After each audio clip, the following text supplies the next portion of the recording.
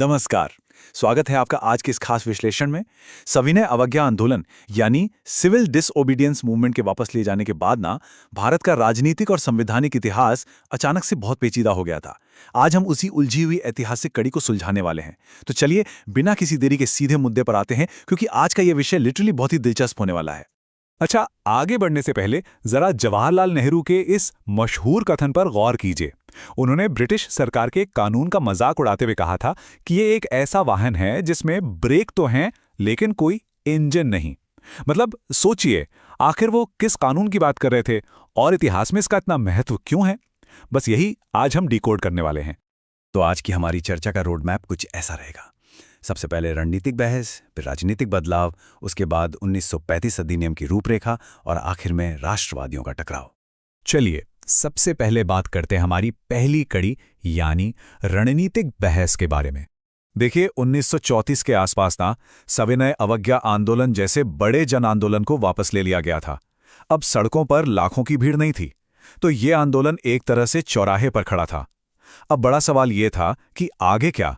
आज़ादी की लड़ाई को जिंदा रखने के लिए एक नई दिशा की बहुत ही सख्त जरूरत थी। और इसी कंफ्यूजन के बीच तीन अलग अलग विचारधाराएं उभर कर आईं। यहां हम हर पहलू को बिल्कुल निष्पक्ष रूप से देखेंगे।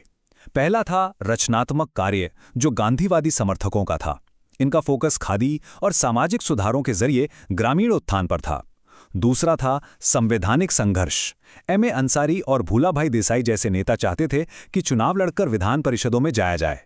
और तीसरा था वामपंथी रुझान, जिसका नेतृत्व जवाहरलाल नेहरू और समाजवादी कर रहे थे। वो इन दोनों ही रास्तों को भटकाव मानते थे और समाजवाद व पूर्ण आज़ादी के लिए लगातार जन संघर्ष की मांग कर रहे थे।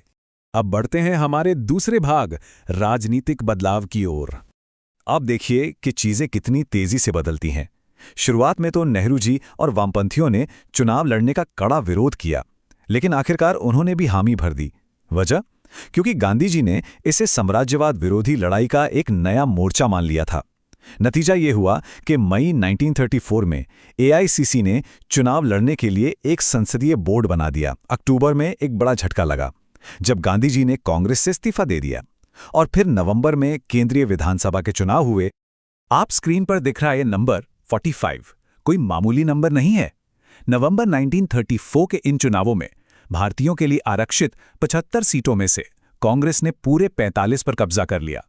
मतलब जन आंदोलन वापस लेने के बावजूद कांग्रेस की ये नई रणनीति एकदम हिट रही और लोगों के बीच उनकी पकड़ साफ दिखाई दी।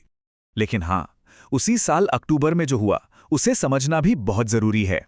गांधी जी का कांग्रेस से इस्तीफा आखिर क्यों? दरअसल संसदीय राजनीति का समर्थन करने वाले गुटों और समाजवादी विचारधारा के साथ उनके काफी वैचारिक मतभेद हो गए थे। उन्हें लगा कि वो कांग्रेस से बाहर रहकर अपने आजाद विचारों और रचनात्मक कार्यों के जरिए आंदोलन की ज्यादा बेहतर तरीके से मदद कर सकते हैं। अब इस पूरी राजनीतिक हलचल के बीच एंट्री होती है एक बड़े बाहरी ट्रिगर की, भारत सरकार अधिनियम 1935। ये हमारा तीसरा भाग है, 1935 अधिनियम की रूपरेखा। इस कानून का सबसे बड़ा और चर्चित प्रपोजल था अखिल भारतीय संघ यानी ऑल इंडिया फेडरेशन।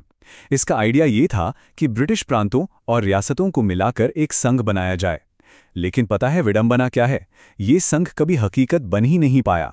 जी हां, ये सिर्फ कागजों तक ही सीमित रह गया। अब जरा संघीय स्तर यानी सेंट्रल लेवल पर ताकत के बंटवारे को समझते हैं। इन्होंने विषयों को दो हिस्सों में बांट दिया। आरक्षित विषय यानी रिजर्व्ड सब्जेक्ट्स जैसे विदेशी मामले और रक्षा, ये सीधे गवर्नर जनरल के कंट्रोल में थे।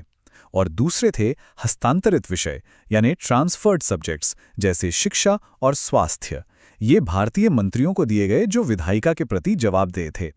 तो साफ दिख रहा है ना कि असली पावर तो गवर्नर जनरल ने अपने ही पास रखी थी। अब इस स्लाइड की सबसे दिलचस्प बात पर गौर कीजिए। अंग्रेजों ने संघीय और प्रांतीय स्तर पर बिल्कुल अलग अलग खेल खेला। संघीय स्तर पर 2 सदन तो बना दिए, लेकिन गवर्नर जनरल को किसी भी बिल को वीटो करने और अध्यादेश लाने की पूरी छूट दे दी। लेकिन प्रांतीय स्तर यानी प्रोविंशियल लेवल पर उन्होंने द्वैध शासन को हटा दिया और प्रांतीय स्वायत्तता लागू कर दी। इससे प्रांतों को अपनी एक अलग कानूनी पहचान मिली और मंत्रियों को पूरी तरह से विधायिका के प्रति जवाबदेह बना दिया गया। लेकिन रुकिए, इस पूरे कानून के पीछे ब्रिटिश सरकार की असली मंशा क्या थी? निष्पक्ष तौर पर देखें तो उनका सीधा सा प्लान था भारतीय सहयोगियों को अपने पाले में लाना, पर साथ ही उन्होंने गवर्नर को इतने सारे विशेषाधिकार दे रखे थे कि असल रिमोट कंट्रोल उन्हीं के पास था। और एक और बात, उन्होंने कम्युनल अवार्ड के आधार पर सांप्रदायिक निर्वाचक मंडलों का भी विस्तार कर दिया, जिससे समाज में फूट पड़ने का रास्ता साफ हो गया। और ये जो इतने बड़े बड़े सुधारों की बात हो रही थी ना, उसका दायरा कितना था? सिर्फ 14%। जी हां, 1935 के इस अधिनियम के तहत कुल आबादी के मात्र 14% हिस्से को ही वोट देने का अधिकार मिला था। इस छोटे से आंकड़े से इस कानून की जमीनी हकीकत का आसानी से अंदाजा लगाया जा सकता है। अब आते हैं अपने आखिरी हिस्से पर, राष्ट्रवादियों का टकराव। देखते हैं कि हमारे भारतीय नेताओं ने इस ब्रिटिश चाल का जवाब कैसे दिया। तो अहम बात यह है कि इस कानून को लेकर भारत में कोई एक राय नहीं थी। कांग्रेस ने तो इसे सिरे से खारिज कर दिया और वयस्क मताधिकार पर आधारित एक स्वतंत्र संविधान सभा की मांग की। याद है ना, शुरुआत में नेहरू जी का वो बिना इंजन वाली गाड़ी वाला कोट, वो इसी कॉन्टेक्स्ट में था। वहीं दूसरी ओर हिंदू महासभा और नेशनल लिबरल फाउंडेशन जैसे संगठनों का रुख अलग था। वो केंद्र और प्रांतीय दोनों स्तरों पर इस अधिनियम के साथ काम करने के पक्ष में थे। तो यहां हम देख सकते हैं कि दोनों पक्षों की अपनी अपनी राजनीतिक रणनीतियां थीं। तो इस पूरी चर्चा से आखिर में एक बहुत ही बड़ा सवाल उभर कर आता है। जरा सोचिए, जब राष्ट्रवादियों के एक इतने बड़े वर्ग ने इस कानून को खारिज कर दिया था, तो फिर कैसे इस एक अधिनियम ने भारत के संवैधानिक भविष्य की नींव रख दी? और सबसे गंभीर बात, इसने उन अलगाववादी प्रवृत्तियों को कैसे हवा दी जिसके चलते आखिरकार देश का विभाजन हुआ? ये एक ऐसा सवाल है जो इतिहास के पन्नों को और गहराई से खंगालने पर मजबूर कर देता है। उम्मीद है आज का ये विश्लेषण आपको पसंद आया होगा और कई चीजें क्लियर हुई होंगी। इस सवाल पर जरूर सोचिएगा।